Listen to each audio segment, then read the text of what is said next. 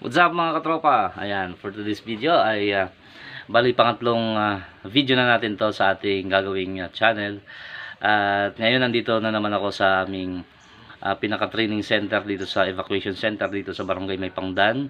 At ayan, malapit na matapos ang aming training na yun, 25 days po yun na pag-aaral ng institutional at saka yung mga practical na itinuturo sa atin dito sa TESDA para magkaroon tayo ng NC2 certificate ng Electrical Installation and Maintenance na may kasamang fire alarm or FDAS, Fire Detection and Alarm System at CCTV installation. So, sa ngayon nandito tayo ngayon sa Barangay May Pangdan. Pupunta tayo at ipapakita ko sa inyo ang parts ng Fire Alarm System o FDAS, Fire Detection and Alarm System.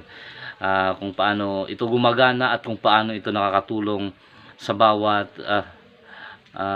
establishments na meron dito sa ating. So before we go on doon sa ating demonstration ay nais ko muna magpasalamat sa lahat ng mga naging dahilan ng pagkakaroon ng training dito, kasi napakagandang layunin, napakagandang bagay at napakaliking tulong para sa ating mga mamamayan, sa ating mga kabataan dito sa Barangay May Pangdan na ayun, nangangailangan nga ng knowledge, ng skills at certificate na libre na ipinamimigay ng TESDA.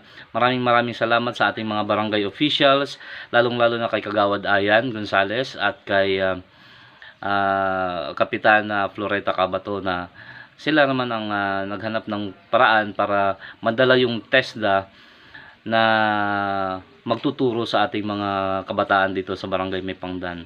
At para doon sa mga walang mga trabaho, pagkakataon nila na magkaroon ng skills na maging qualified kami sa isang trabaho na kumbaga nangangailangan ng certificate kaya nito.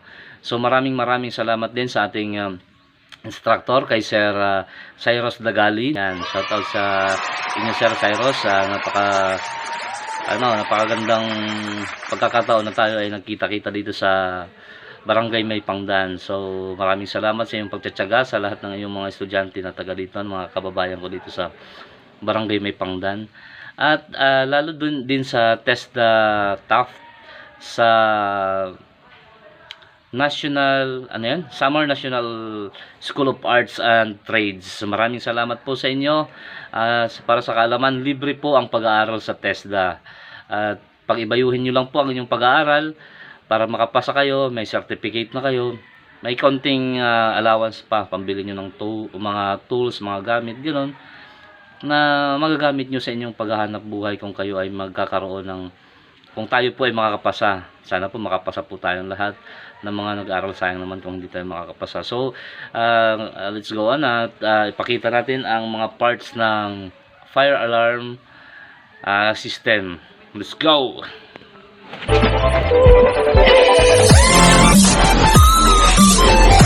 So ayun na nga, tamang-tama i-check na sir ang activity ng isa naming kaklase. I-testing niya muna bago i-energize para sigurado tayong hindi sasabog. So goods naman yung kanyang lighting system. So ngayon dito naman tayo sa ating fire alarm system. Try natin, magsunog tayo ng karton at testing natin yung ating heat detector kung gagana nga ba talaga siya. So tutok lang natin ng konti kung talagang tutunog siya. So yun nga, goods yung ating heat detector, kaya testing naman natin yung ating kasunod, yung smoke detector natin kung gagana siya sa pamamagitan ng usok lang. Pinatay na natin yung apoy, usok lang yung i-ano natin kung gagana siya. So yun, successful tayo, napagana natin yung ating heat detector at ang ating smoke detector. So silent muna natin. So ngayon naman dito tayo sa ating parts ng ating FDAS. Ito naman yung ating control panel or fire alarm control panel, at ito yung likod niya. Meron siyang backup battery para kahit brownout gagana yung ating fire alarm system. At ito naman yung ating MCP o manual call point, na kung sakali halimbawa nakikita na natin na nasusunog at hindi pa nadidetect ng ating fire alarm at smoke or ng ating smoke detector at ng ating heat detector, ay pwede nating pindutin yung push button itong manual call point na to para magbigay tayo ng alarm at tayo ay makapag-evacuate ng mas maaga. So, ito naman yung ating smoke detector. So, ito yung responsible sa ating pag-detect ng mga usok. Kaya dapat yung ating smoke detector ay nakalagay dapat sa hindi mausok, literally, gaya ng ating mga kusina. Kasi magkakaroon tayo ng madalas na false alarm kasi may usok talaga sa kusina. At ito naman ang ating heat detector head. Ito yung responsible naman sa pag-detect ng temperatura. Kung tumataas na yung temperatura, isang indikasyon na may nagaganap na sunog. Kaya pag na-detect niya na mataas na yung temperatura, saka na siya mag-a-alarm. Tutunog na yung ating bell at magigising na tayo nun. Ganon. At ito naman ang ating pinaka maingay na parte ng ating fire alarm system. Ito yung ating sounder or itong bell. Pwede tayong gumamit ng strobe, pwede tayong gumamit ng may flasher, siren na mas maingay. Kung gusto nyo mas maingay, pwede tayong magdagdag sa mga lugar na madali tayong magigising. Depende kung gaano karami ang ilalagay nating sounder at kung gaano karami yung mga devices na yung input devices gaya ng manual call point at ng ating heat detector.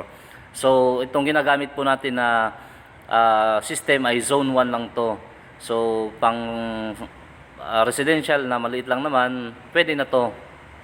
Alright, ngayon ay pansamantala muna nating tatapusin ang ating kwentuhan na may kinalaman sa ating kaligtasan sa ating mga tahanan. At maraming salamat sa inyong pakikinig at panunood. Sana po ay mag-subscribe kayo, mag-like.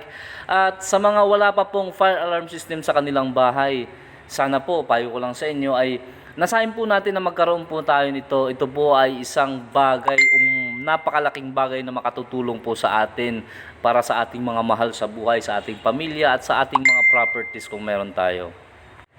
Muli maraming salamat sa inyo. Hanggang sa susunod na video.